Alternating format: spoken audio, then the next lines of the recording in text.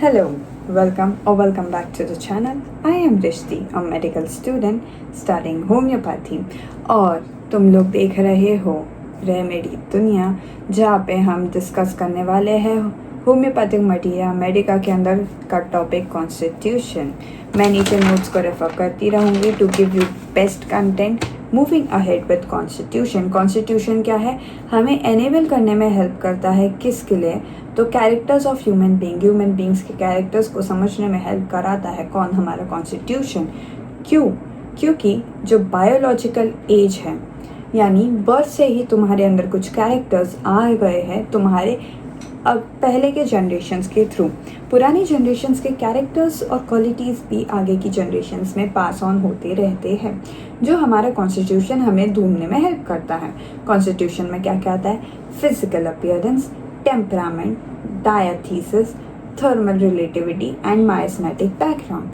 Physical appearance यानी कि psychosomatic makeup of a individual, तुम फिजिकली एंड साइकोलॉजिकली किस तरीके से बने हुए वो दिखेगा।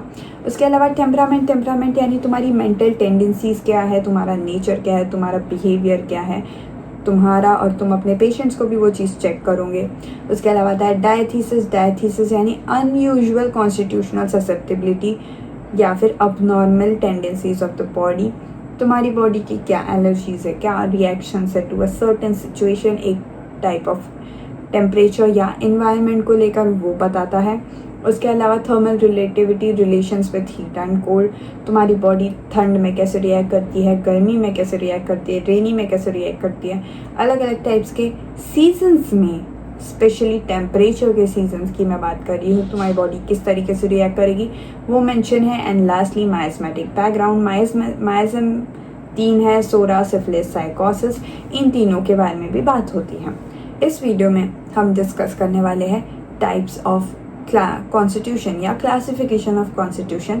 हम इसमें पहला टाइप देखेंगे अकॉर्डिंग टू डॉक्टर वैनर। डॉक्टर वैनर ने दिया है constitution on the basis of entry and exit of calcium ions in the bones के अंदर कैल्शियम आयन किस तरीके से एंटर करते हैं, किस तरीके से निकलते हैं, इस बेसिस पे हमें दिया गया है कॉन्स्टिट्यूशन बाय डॉक्टर वैनर। और इसमें आते हैं कार्बोनिक, फॉस्फोरिक, फ्लोरिक। 3 टाइप के कॉन्स्टिट्यूशंस की हम बात करते हैं, कार्बोनिक, फॉस्फोरिक, फ्लोरिक।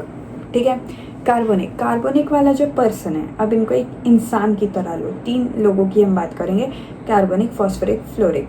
कार्बोनिक वाला इंसान जो है वो मेंटली फिजिकली अपराइट है, ठीक है, यानी स्ट्रॉन्ग बिल्ड है, ठीक है, स्ट्रेट खड़े रहने वाला इंसान। देखो तुम्हारे आसपास के लोगों को से रिलेट करो, इसके square, perfect square regular teeth मिलेंगे, स्क्वायर वाइट परफेक्ट टीथ। मेरे नहीं है बट ठीक है तो वो स्क्वायर वाइट रेगुलर टीथ तुम्हें मिलेंगे। स्लाइडली अक्यूट एंगल मिलेगा यहाँ पे, जब तुमने अपने आर्म यहाँ से लेके पूरा फिंगर्स तक तुमने एक स्ट्रेच किए हो, लाइक कैन यू सी।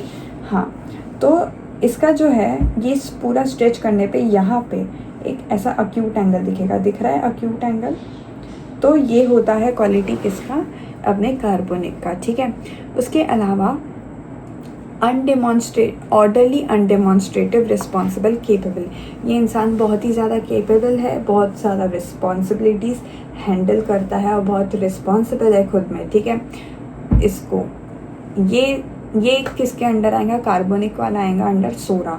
किसके अंदर आएगा? सोरा। किसके अंदर आएगा? सोरा, ठीक है। ये इसकी क्वालिटीज़ क्या है, यानी इसको किस चीज़ की बीमारियाँ मोस्टली देखी जाती है? तो अर्थराइटिस एक्जिमा। इसकी एग्जाम्पल की मेडिसिन का नाम क्या है? Calcarea carp, okay.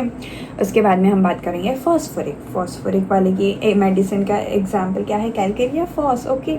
उसके अलावा फॉस्फोरिक वाला इंसान का डायथीसिस क्या है? डायथीसिस हम आगे वाले वीडियोस में कवर करेंगे। तो इसका डायथीसिस क्या है? स्क्रोफुलस या ट्यूबरक्यूलर। अब इसका इस पर्सन को देखो तो ये लंबा, दुबला, पतला सा एकदम, और एकदम नाजुक, ठीक है, और बहुत आसानी से टायर्ड हो जाता है, थक जाता है, ठीक है। उसके दांत जो है लॉन्ग येलो, लॉन्ग येलो पर वेल फिटेड टीथ है, उसके टीथ अच्छे से फिट है बट लॉन्गर येलो कलर है। इसने आर्म स्ट्रेच किया ना तो पूरा स्ट्रेट लाइन में आर्म आएगा, ठीक है, फिंगर्स से इतना पूरा स्ट्रेच किया तो पूरा स्ट्रेट लाइन आएगा। ओके, उसके अलावा इसको हार्ड वर्क करना बिल्कुल नहीं पसंद, पता है ना इजीली थक जाता है, तो उसको हार्ड वर्क करना बिल्कुल भी नहीं पसंद आता, ठीक है। बहुत ऑर्डरलीनेस है, बहुत फास्टिडियस, बहुत फटाफट काम करना, इसको फटाफट करके ख़त्म करो वाला एटीट्यूड है इसमें, ठीक है। और इसको जो बीमारियां मोस्टली हो सकती है वो हमने क्या है, चेस्ट लंग के जो डिजीजेस होते हैं, ट्यूबरकुलोसिस वगैरह, ये सब इसके अंडर आता है। ये आता है साइकोटिक टाइप ऑफ माइजम में, साइकोटिक टाइप ऑफ माइजम में। इसके नोट्स तुम्हें डिस्क्रिप्शन और पिन कमेंट में मिल जाएंगे, तो just relax and try to understand. मैं यहाँ पे चीज़ें लगा दूँगी जहाँ तक ज़रूरी है, सारी चीज़ें मैं अगर नहीं हो फिट हो पाएगी तो फिर मैं उनको नोट्स में ही प्रोवाइड करने वाली हूँ। देन कम्स द फ्लोरिक वाले के मेडिसिन का एग्जाम्पल क्या रहेगा, कैलकेरिया फ्लोरिका, राइट। तो इसका बॉडी फॉर्मेशन क्या है, अनबैलेंस्ड है, इरेगुलर, यानी इसकी बॉडी जो है वो अच्छे से फॉर्म नहीं हुई है, ठीक है। कुछ तो ऐसा वो नहीं पुष्पा टाइप, ऐसे टाइप्स ऑफ वैसे टाइप, ठीक है, कुछ ना कुछ डिफॉर्मिटीज़ रहेगी। ओके, आर्म स्ट्रेच करेगा तो ऑब्ट्यूज एंगल, यानी यहाँ से जो स्ट्रेट लाइन नहीं है वो हाथ यहाँ से जो है ऐसा जाएगा थोड़ा सा, ठीक है, थोड़ा और बेंड होगा, स्ट्रेट करने पे भी यहाँ से बेंड होगा, ऑब्ट्यूज एंगल बनाएगा एल्बो में और नी जॉइंट में। ओके, उसके बाद में ये इंसान बहुत गंदगी में रहता है, बहुत क्रूर, बहुत कनिंग है, ठीक है, और इस पर तुम भरोसा नहीं कर सकते हो बिल्कुल भी। ओके, इसमें जो है ज़्यादातर बीमारियाँ किसकी होंगी, नर्वस सिस्टम की। ऑलरेडी बहुत चिड़चिड़ा है ना, तो उसका लोग कि बहुत नर्वस रहेगा, ऐसा पकड़ो, और नर्वस सिस्टम का डिसीजेस होना बहुत कॉमन है।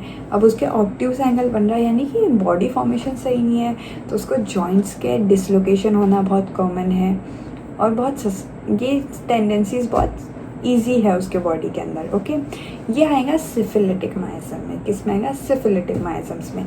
ये जो डायथीसिस एंड माइजम्स वगैरह हम आने वाले वीडियोस में कवर करेंगे, बट बेसिक अभी हम यहाँ कॉन्स्टिट्यूशंस की ओवरऑल बात कर रहे हैं। अब नेक्स्ट कॉन्स्टिट्यूशन की बात करेंगे, तो नेक्स्ट ये वाला था डॉक्टर वैना ने दिया हुआ, बेस्ड ऑन कैल्शियम एंटर और एग्जिट कर रहा है कि नहीं बोन्स में, carbonic, phosphoric, fluoric.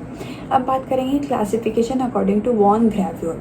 Von Grauvogl ने एलिमेंट्स के बेसिस पे दिया है, अभी एलिमेंट्स के बेसिस पे, यानी हाइड्रोजनॉइड, ऑक्सीजनॉइड, कार्बोनाइट्रोजनॉइड, हाइड्रोजनॉइड, ऑक्सीजनॉइड, कार्बोनाइट्रोजनॉइड, ठीक है। हाइड्रोजनॉइड शॉर्ट में रखो कि पानी बहुत बढ़िया बॉडी के अंदर, ऑक्सीजनॉइड यानी बॉडी में ऑक्सीजन बहुत बढ़ गया, एंड कार्बोनाइट्रोजनॉइड यानी कार्बन या नाइट्रोजन एलिमेंट बहुत ज़्यादा बॉडी में बढ़ गया, बेस्ड ऑन। अब बॉडी में कहाँ बढ़ेगा, तो ब्लड और टिश्यूज़ के अंदर बढ़ेगा। ओके, अब इन्होंने बेस्ड ऑन एलिमेंट्स दिया है, और ये कुछ सिमिलर है हैनमन के माइजम्स, सोरा सिफिलिस, साइकोसिस से इंस्पायर होके, ठीक है, दिया गया है। तो इसमें हम बात करेंगे पहले हाइड्रोजनॉइड, यानी वाटर बढ़ा हुआ समझो, ठीक है। इसके मॉइस्चर और ह्यूमिड रेनी वेदर में, मॉइस्चर ह्यूमिड रेनी वेदर में इस इंसान के कंप्लेंट्स बढ़ जाती है, तकलीफ़ बढ़ जाती है। इनकी बॉडी के अंदर आदत होती है कि वो पानी जमा करके रखता है, ज़रूरत से ज़्यादा जमा करके रखता है। इस वजह से क्या होता है, उनको ड्रॉप्सी यानी कि ड्रॉप्सी एनासार्का यानी कि बॉडी में पानी भरने लगता है, राइट। और इसमें इसके डिजीज़ेस किस टाइप के रहेंगे, tissue growth of benign type का जो ओवर ग्रोथ देखने मिलता है टिश्यूज़ में, वो इसमें देखा जाएगा। ये आता है अंडर साइकोसिस, राइट, साइकोसिस।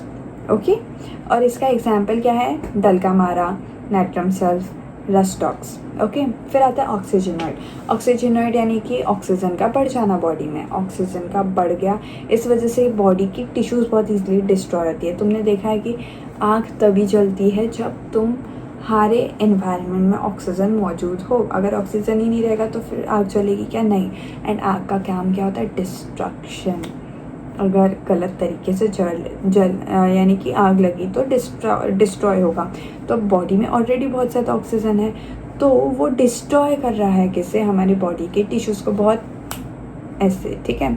अब क्योंकि बॉडी बहुत इजीली डिस्ट्रॉय कर रही है खुद को, तो वो इंसान कैसा रहेगा, लीन थिन, आसानी से बीमार पड़ने वाला, सीजन्स बदले कि बीमार पड़ गया, थोड़ा भी वेदर चेंज बीमार पड़ गया।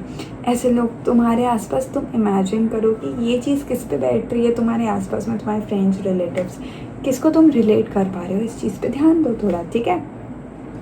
फिर इसकी ना डिस्ट्रक्टिव कंप्लेंट्स होती हैं मोस्टली, उसके जेनाइटल ऑर्गन्स हो गए और बाकी जगह पे डिस्ट्रक्शन, तकलीफ़, ख़राब हो रहा है उसका बॉडी, ख़राब हो रहा है, ठीक है। और डिजीज़ेस किसके, सेंट्रल नर्वस सिस्टम के डिजीज़ेस होते हैं, जेनाइटल्स के डिजीज़ेस होते हैं, ठीक है। अल्सर्स हीट बहुत है ना, तो अल्सर्स की डिजीज़ होगा। खुद को डिस्ट्रक्ट, सेल्फ डिस्ट्रक्ट करने वाली जो भी हो सकती है चीज़ें बॉडी अपने आप करेगी इस टाइप। और ये आता है सिफिलिटिक के अंदर। सिफिलिटिक के अंदर क्यों, सिफिलिटिक इज़ कंप्लीट डिस्ट्रक्शन, ठीक है। तो डिस्ट्रॉय होने वाला है सिफिलिटिक, तो डिस्ट्रक्टिव में आता है। इसके मेडिसिनल एग्जाम्पल क्या होगा, तो कैलकेरिया क्लोरिका, कैलकेरिया फॉस, ठीक है। फिर उसके बाद में आता है कार्बोनाइट्रोजेनॉइड।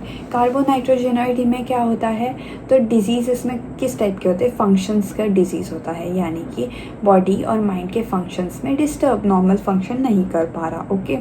ये बहुत ही इरेटिक यानी बहुत अनबैलेंस्ड वर्किंग वाला रहता है, इन द सेंस उसके मेन ऑर्गन्स ऐसे अफेक्ट होते हैं, ओके, जैसे heart, lung, liver, spleen, kidney, इन सबको बहुत इजीली इनके फंक्शंस रुकते हैं या बिगड़ जाते हैं, और इसे हम सोरिक माइजम के अंडर कंसिडर करते हैं। एग्जाम्पल इसका आएगा कार्बोवेज, लाइकोपोडियम।